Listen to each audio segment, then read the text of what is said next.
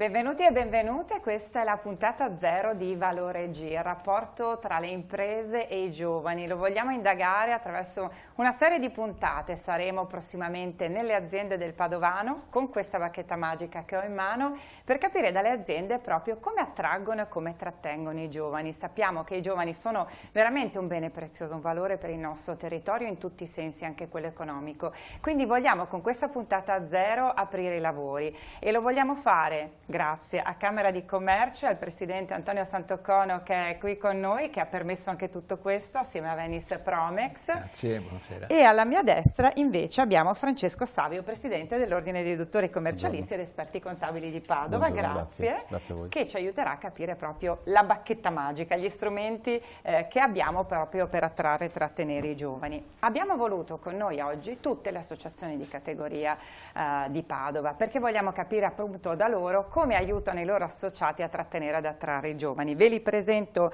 subito e voglio iniziare da Luca Bisarello, Presidente CIA di Padova.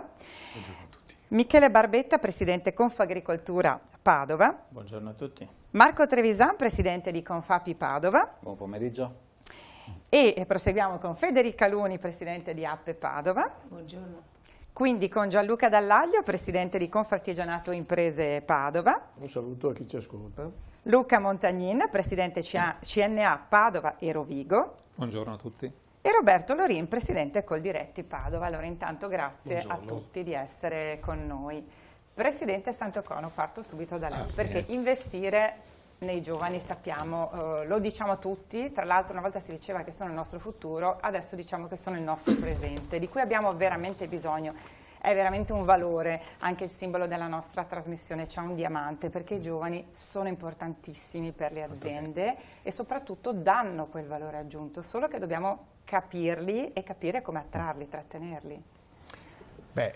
Sappiamo benissimo che nella nostra regione circa il 40% dell'offerta di lavoro risulta inevasa in questo momento e questo è già significativo. È una tendenza che è partita dopo il Covid, un po' perché c'era già una problematica legata al solito inverno demografico, ma in realtà perché dopo il Covid c'è stato un grande cambiamento nella quella che è la visione del futuro che hanno i giovani.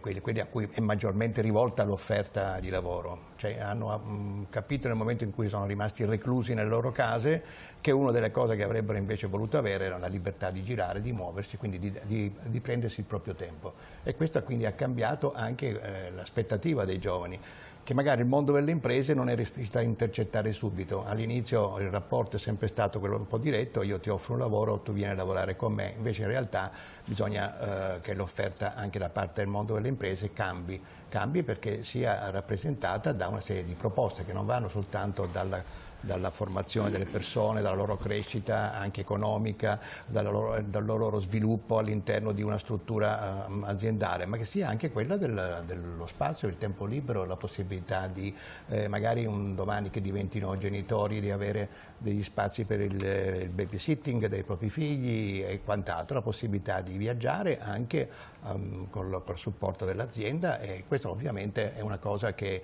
noi dobbiamo imparare a proporre e su questo ci darà sicuramente una grande mano l'università, ma ci danno una mano anche le istituzioni, il comune nel caso della nostra città, ma anche le fondazioni, la fondazione Cariparo che sta lavorando moltissimo sull'attrattività dei giovani, che ha finanziato degli eventi del settore come la Talent Week e quant'altro, che abbiamo utilizzato proprio per portare avanti questo modo nuovo di offrire un lavoro a chi è alla ricerca di questo.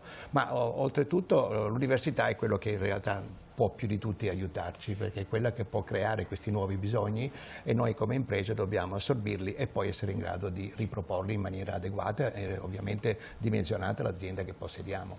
Tra l'altro una volta erano le aziende che dicevano ai giovani le farò sapere, adesso in un certo senso è quasi il contrario, quindi dobbiamo farci delle domande. Sì, è diventato un luogo comune e all'inizio tutti noi imprenditori ci lamentavamo di questo, vengono qui, vogliono sapere quante ferie fai, vogliono sapere quanto tempo libero hanno, eccetera. Magari non chiedono neanche quanto prendono di paga, però vogliono avere queste certezze. E veniva considerato una sorta di maleducazione nei confronti dell'imprenditore che offriva lavoro. Adesso ci stiamo rendendo conto, visto che è diventata una cosa comune, che forse siamo noi che sbagliamo e che non sono i giovani, e quindi noi dobbiamo anche noi studiare, formarci proprio per sapere che cosa offrire e che futuro dare a questi giovani. Questo è importante. Allora, vogliamo capire questa bacchetta magica che in realtà non ha nessuno di noi. Io sto girando le imprese, appunto nessuno ha una bacchetta magica, però ci sono degli strumenti che si possono usare. Che cosa vi chiedono le aziende, soprattutto rispetto ai giovani? Allora, sicuramente, tanto buongiorno a tutti e grazie dell'invito a questa puntata zero. Ovviamente gli strumenti, diciamo, fiscali di contribuzione, ma anche di agevolazione alle assunzioni ci sono diversi, ogni anno vengono eventualmente rivisti, riproposti dal governo e anche per più anni. Però mi ricollegavo a quello che diceva il Presidente Santocono, nel senso che è un approccio anche diverso, perché lo strumento ti può permettere, l'incentivo ti può permettere l'assunzione.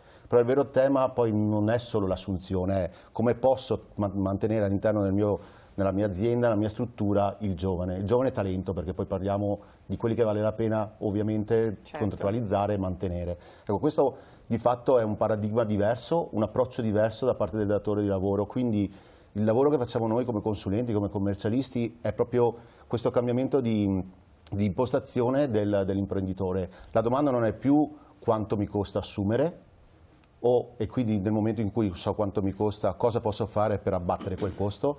Domanda fondamentale, perché sappiamo che la situazione economica, finanziaria e patrimoniale delle aziende è la linfa vitale per l'azienda stessa e quindi per dar lavoro ai dipendenti, ma sicuramente il cambiamento è sulla domanda. Oltre a questa devo fare la domanda: cosa si aspetta il giovane oggi come oggi? Perché i giovani di oggi sono diversi dai giovani di anni fa, ma soprattutto le opportunità sono diverse. Oggi spostarsi in Italia, all'estero, ma anche in altri continenti, ormai è all'ordine del giorno. Magari 40 anni fa era molto più difficile. Internet, l'intelligenza artificiale sta aprendo altri canali, si può lavorare anche da casa. Quindi perché un giovane di talento deve venire a lavorare nella mia azienda? Questa è la domanda che l'imprenditore si deve fare.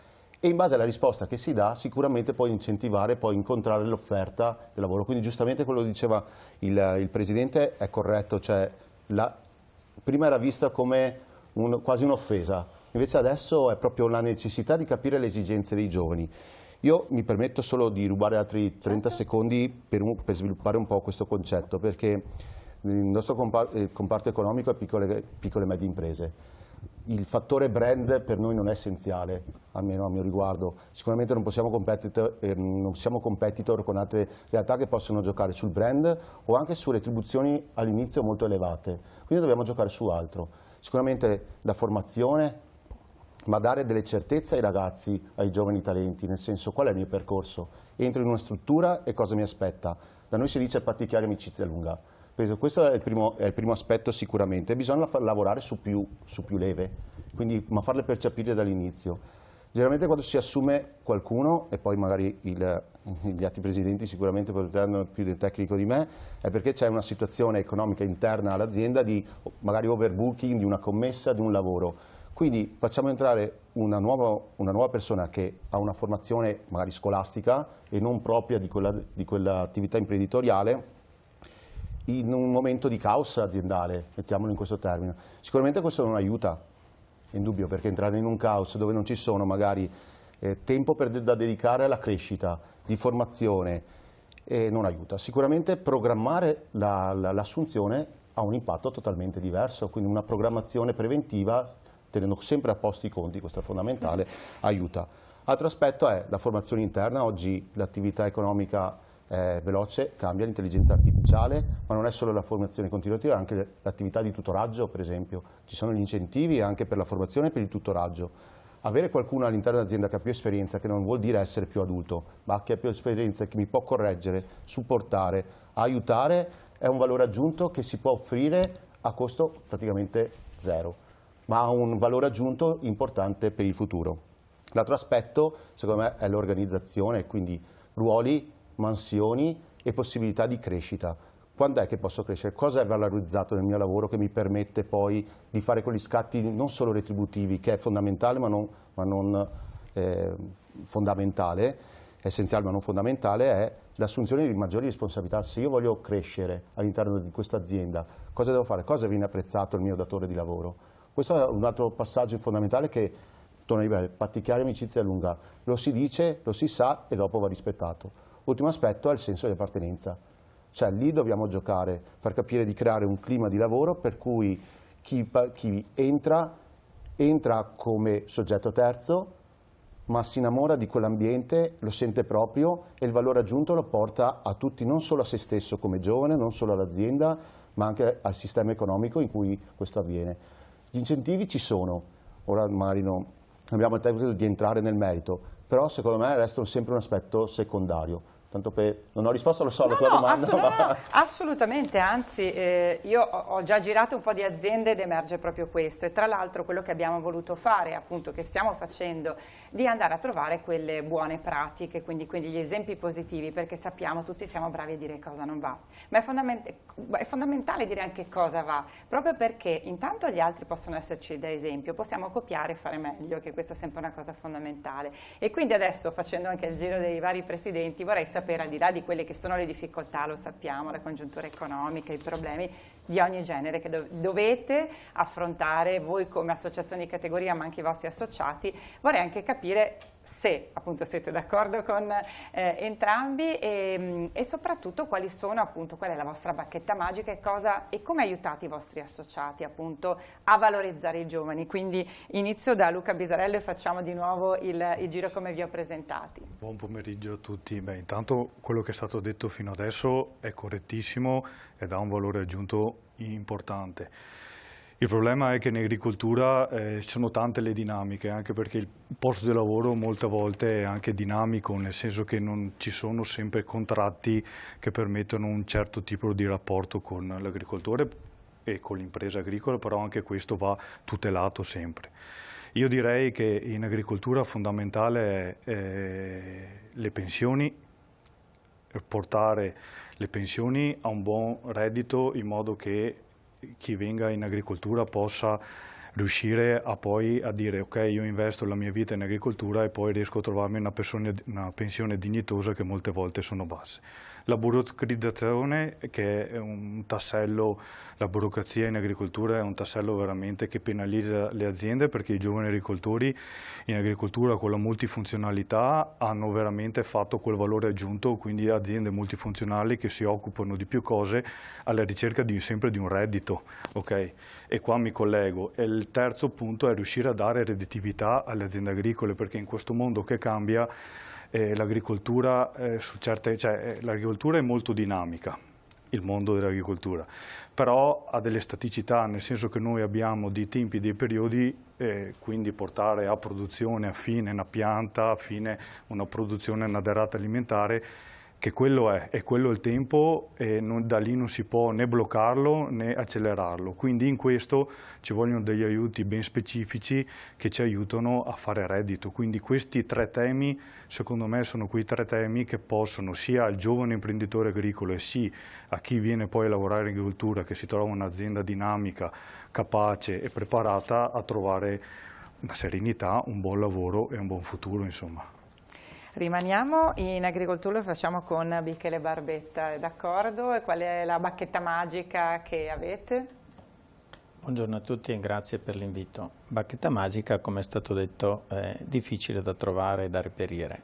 Diciamo che come Confagricoltura abbiamo l'ANGA, l'Associazione Nazionale Giovani Agricoltori, è una cosa molto specifica del nostro settore, dove i ragazzi sotto i 40 anni fanno parte di questa associazione. Proprio pochi giorni fa Padova ha eletto il suo rappresentante, Mattia Meneghesso, un ragazzo, un coltivatore, 35 anni, del Conselvano, che assieme ai suoi due vicepresidenti cerca di fare gruppo, di fare squadra con i ragazzi. Diciamo che c'è un distinguo da fare se parliamo di imprenditori agricoli o di lavoratori, di ragazzi lavoratori che vengono a lavorare nelle aziende agricole. Se parliamo di ragazzi lavoratori, ahimè, è molto difficile oggi trovare ragazzi che vengono a lavorare in azienda agricola. È più facile trovare una fascia di età completamente diversa, 45, 50, 55 anni, che sono disposti a venire a lavorare in azienda agricola. Se invece parliamo di coltivatori diretti, di ragazzi che sono disposti a diventare titolari d'impresa, diciamo che questi oggi a Padova rappresentano circa l'8% delle aziende agricole sono condotte da giovani sotto i 40 anni. Diciamo che nel totale delle aziende agricole il 9% è condotto appunto da giovani sotto i 40 anni.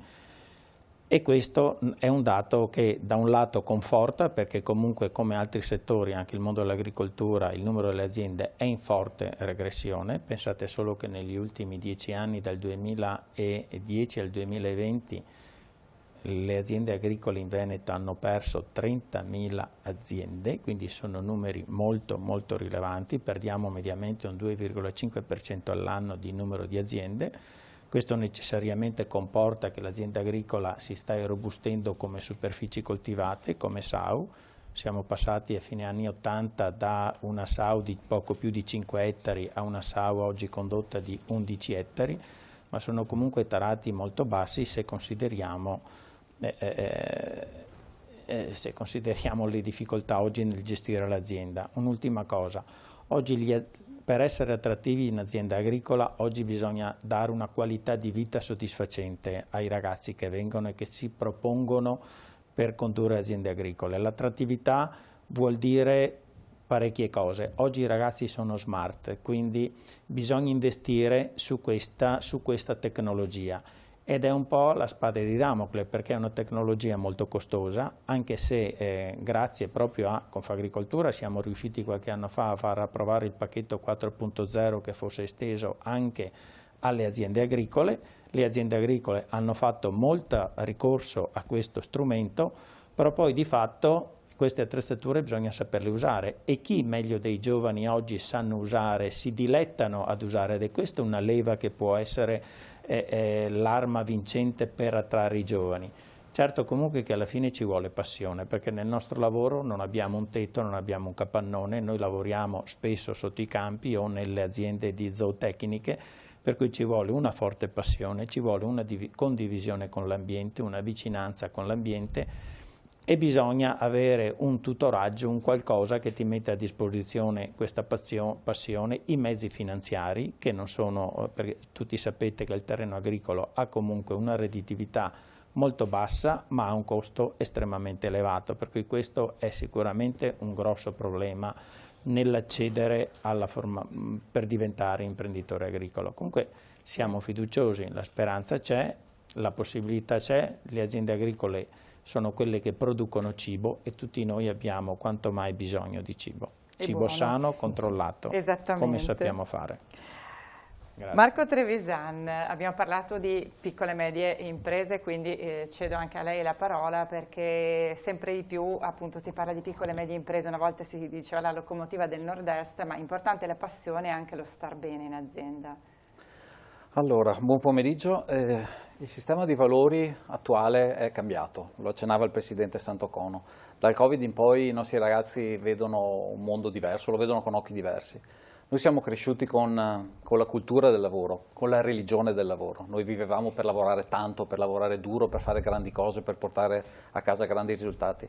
I ragazzi oggi hanno aspettative diverse, guardano più il life balance che non quello che possono portare a casa dal lavoro. Sono interessati ai tempi del lavoro, alle modalità, allo smart working, a tutte queste cose. Per noi a volte risulta quasi offensivo quando nei colloqui ci interfacciamo con loro. Bisogna capire che forse hanno ragione loro. È cambiato il loro linguaggio e noi non lo conosciamo. Io ho due figlie di 18 e 22 anni, loro sono brave perché non esagerano con me, ma c'è un vocabolario che io non conosco, sento dire delle cose che cosa hai detto? Cos'è sta roba? Cioè, è cambiato il vocabolario, sono cambiati gli strumenti, non cercano più lavoro sulla meravigliosa pagina del Gazzettino dove io il venerdì vedevo gli annunci. Quando ho visto l'annuncio con la Porsche 30 anni fa ho detto wow, che meraviglia, e sono andato a lavorare in Porsche. Oggi loro guardano e trovano gli annunci su TikTok, su Instagram, su YouTube, cose che a malapena noi usiamo, e non tutte, io su TikTok francamente non ci ho mai messo piede, credo ma lì si fa employer branding, quindi si cerca di dare appeal alla nostra piccola e media impresa, si fa recruiting, si cercano lavoratori, si cerca di fidelizzare, di dare dei valori, di trasmettere delle idee circa le nostre aziende che difficilmente sennò i ragazzi percepiscono. La concorrenza con le grandi aziende è molto forte.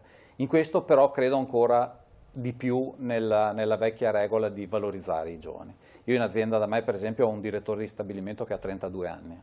È entrato da me che ne aveva 24, non sapeva niente, era un bravissimo ragazzo evidentemente, arrivava in stage. L'ho seguito per 8 anni, ma l'ho responsabilizzato, ogni anno gli ho dato una responsabilità nuova. Oggi è direttore di stabilimento, noi abbiamo un'azienda abbastanza complessa, metalmeccanica, e lui mi ha dato grandi riscontri.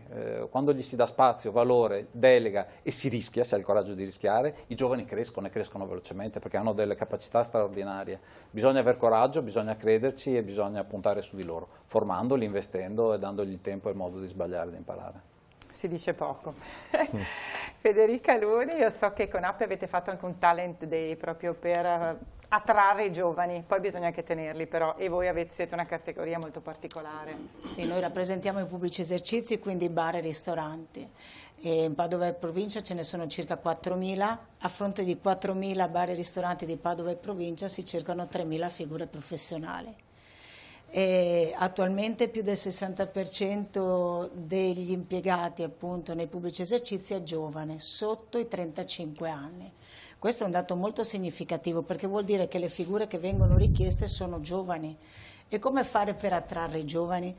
Allora, come App abbiamo messo in campo tantissime iniziative. La prima, coltivando dalla base, dalle scuole, con l'iniziativa Mani in Pasta con la Camera di Commercio, andando nelle scuole a far vedere cosa vuol dire essere cuochi, cosa vuol dire essere camerieri, cosa vuol dire far diventare una passione un lavoro per il futuro. Perché un conto è essere bravi a fare la pasta asciutta a casa, un conto è fare la pasta asciutta per tante persone. Questo fin da piccoli bisogna insegnare questa differenza, proprio per bloccare questi fenomeni social dell'home restaurant piuttosto che casalinghe che si improvvisano di fare dolci monumentali che dopo qualitativamente lasciano a desiderare. Questo è il primo passo, proprio la sensibilizzazione verso la nuova generazione. Dopo la formazione contrattuale, e mi collego all'ordine dei dottori commercialisti.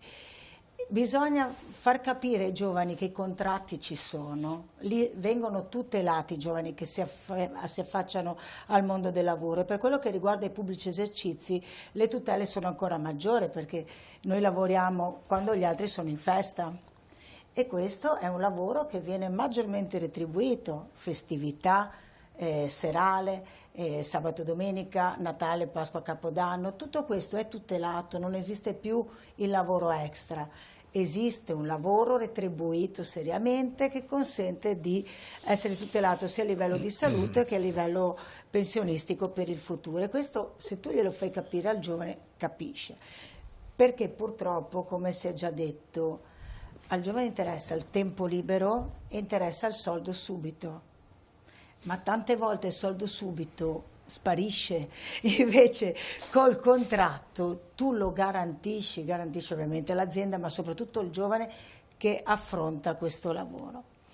E un'altra iniziativa è far vedere come il lavoro nei pubblici esercizi non è un lavoretto saltuario ma una professione e qui abbiamo veramente inventato un premio che è Maestri dell'Accoglienza, perché accogliere in un pubblico esercizio è una professione, è uno stile ed è quello che fa la differenza tra un locale che lavora e un locale che non lavora. Non solo la cucina ma l'accoglienza. Il cameriere non è un lavoro saltuario, non è un lavoretto extra, è una professione. Il barista è una professione, ci vuole formazione, ci vuole competenza, ci vuole empatia e per attrarre i giovani tu devi spiegare tutto questo, devi formarli anche sul sorriso, sul fatto che non basta saper far bere un caffè, ma bisogna saper parlare del tempo e di più chi ne ha più ne metta, bisogna entrare in empatia con chi hai davanti.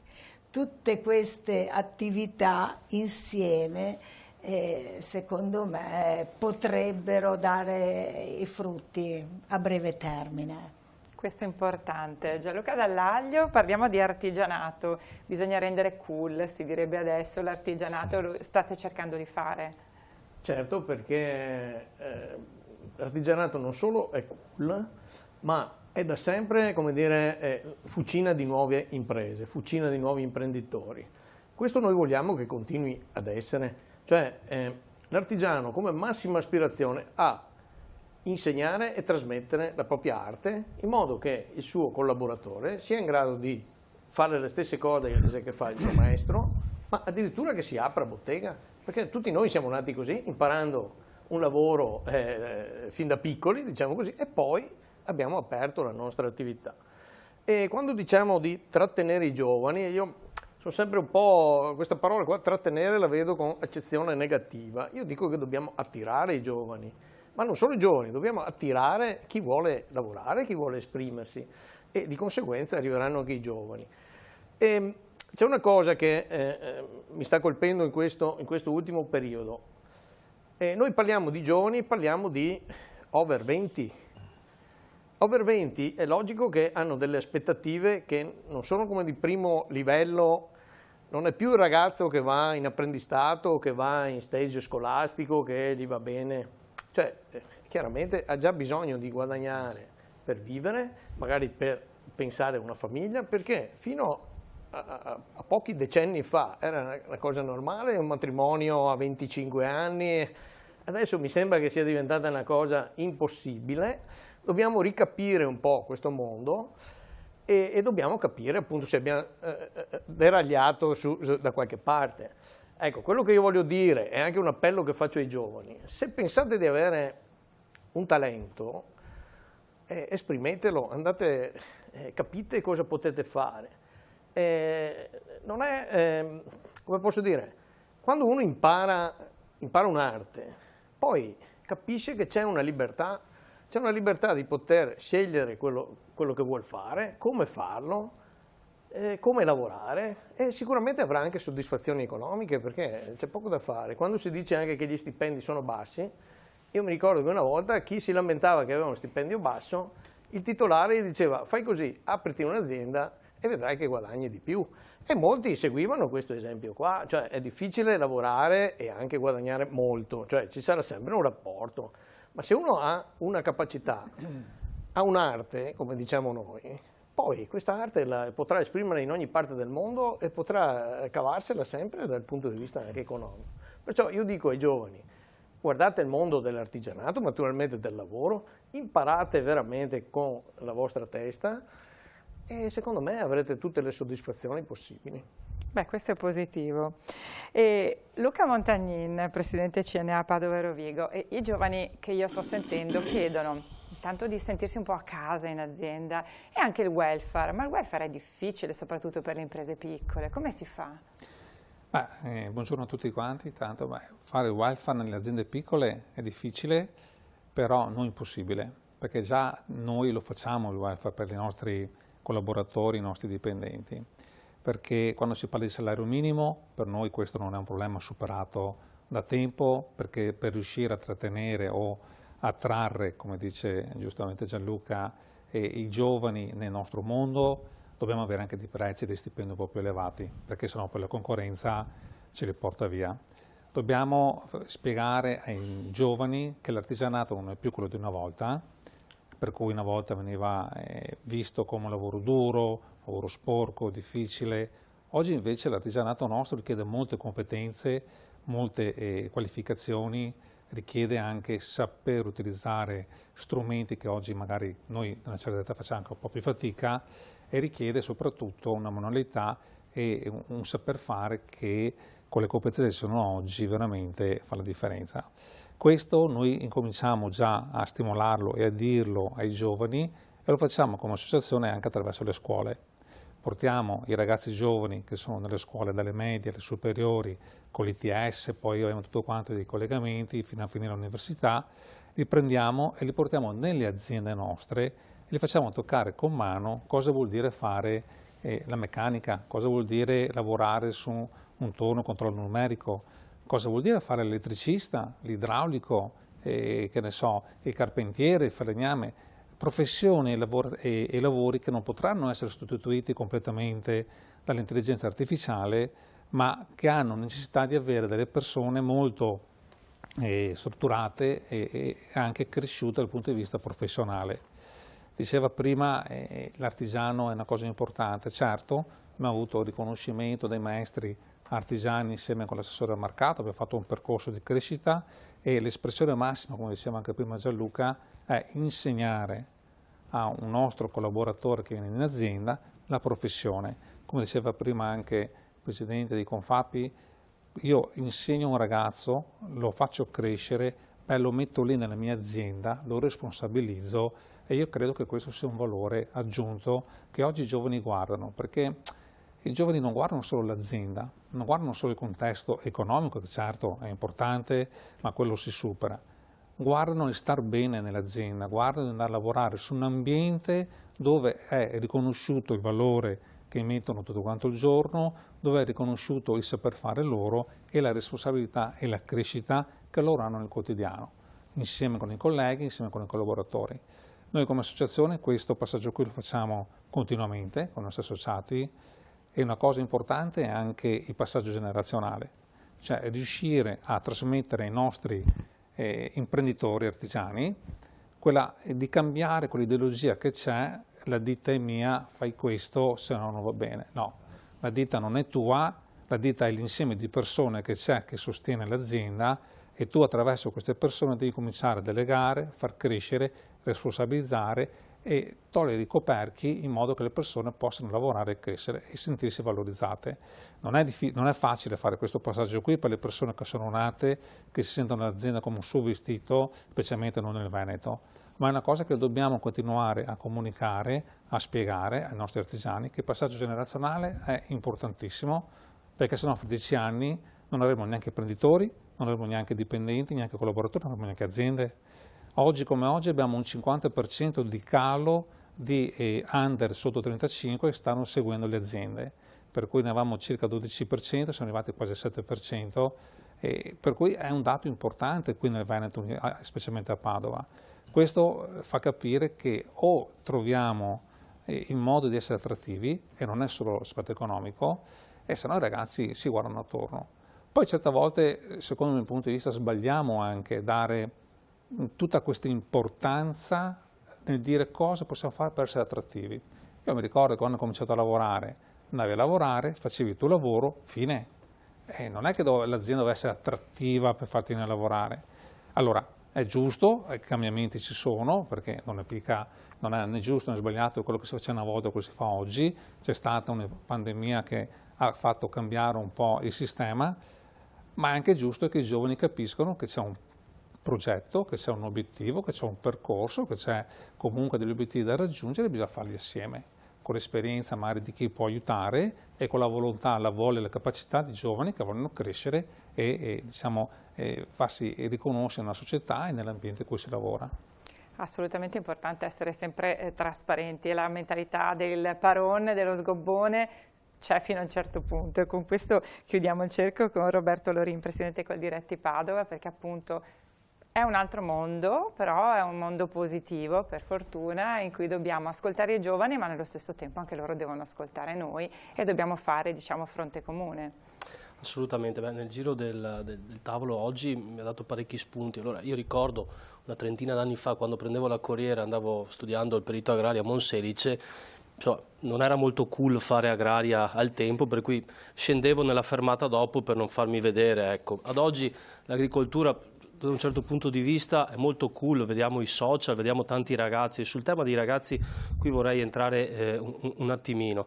Quasi un under 40 che si insedia in un'azienda agricola, uno su due è un laureato, ma il dato significativo è che di questi laureati, il 77% di questi laureati ha una laurea che è lontana dal mondo dell'agricoltura, per cui hanno fatto altre esperienze, hanno fatto altri percorsi e poi insomma sono stati attratti da madre terra.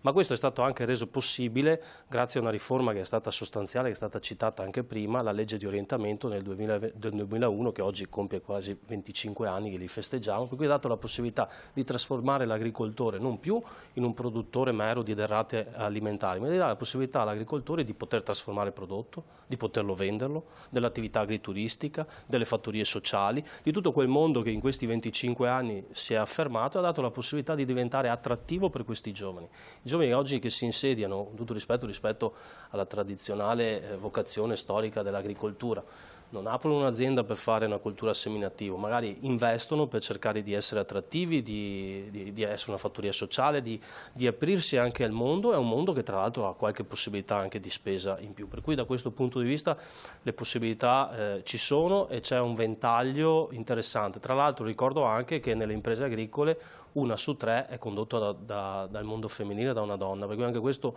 significativo di queste meravigliose donne silenziose, che altro che welfare aziendale, perché hanno la famiglia da gestire, bimbi, in più sono anche conduttrici di aziende, hanno portato un panorama e anche una visibilità diversa anche rispetto al mondo dell'agricoltura.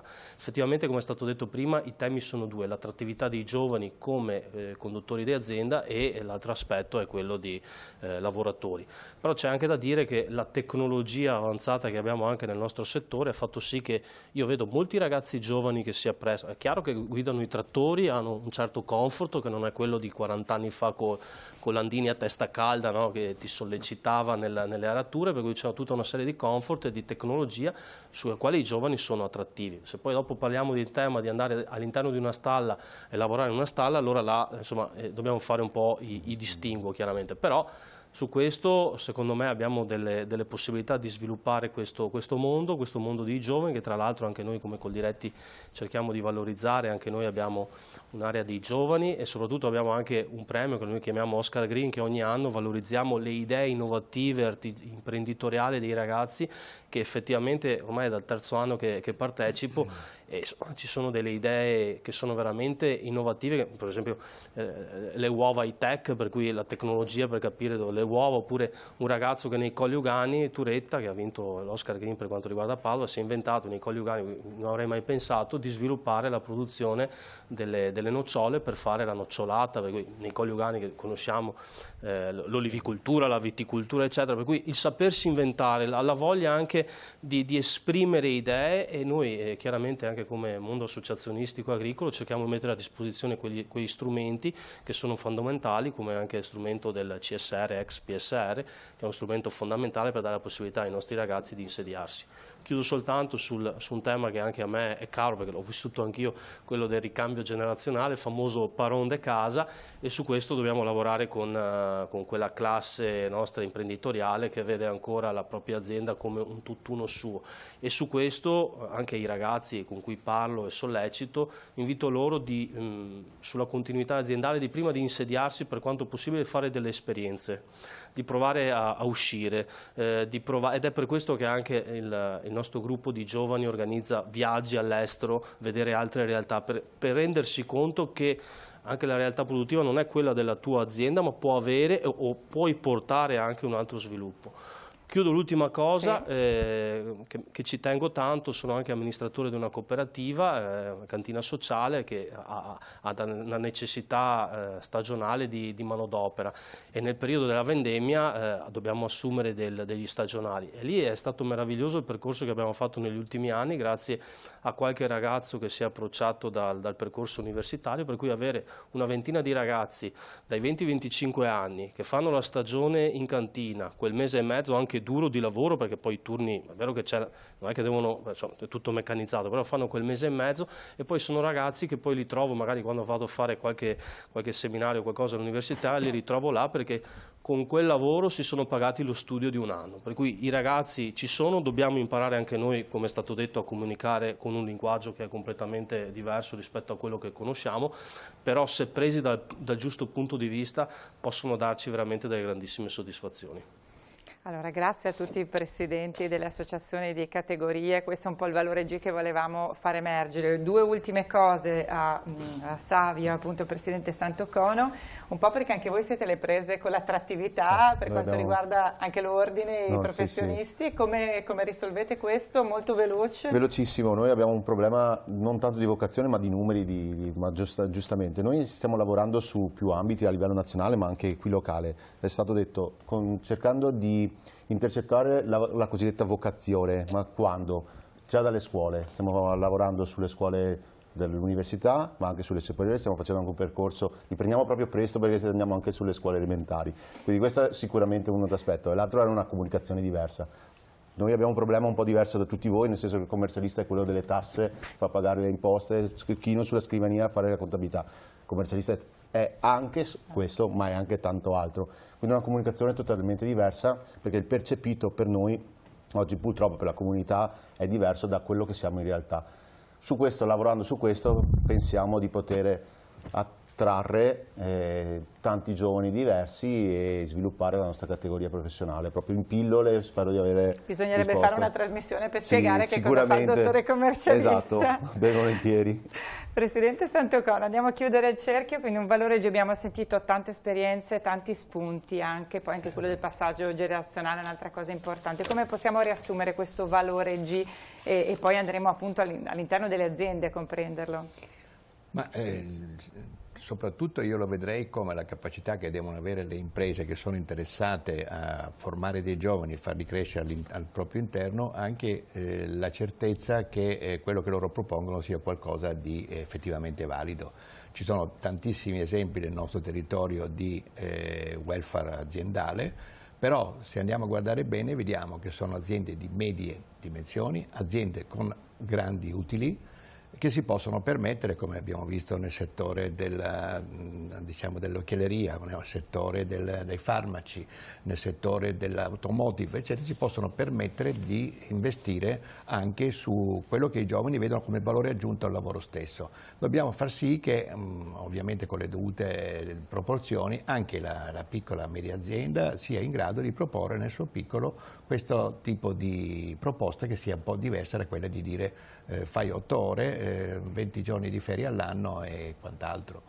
Quindi un altro mondo lo dobbiamo riscrivere tutti assieme. Grazie a Camera di Commercio, grazie a Venice Promex, grazie all'Ordine dei Dottori Commercialisti e Contabili di Padova, ma grazie a tutte le associazioni di categoria che sono state con noi in questa puntata zero di Valore G. Dalla prossima settimana ci vedrete, sempre con la nostra bacchetta magica, all'interno proprio delle imprese del Padovano, quelle che hanno qualcosa da raccontarci proprio in termini di Valore G. Vi aspettiamo.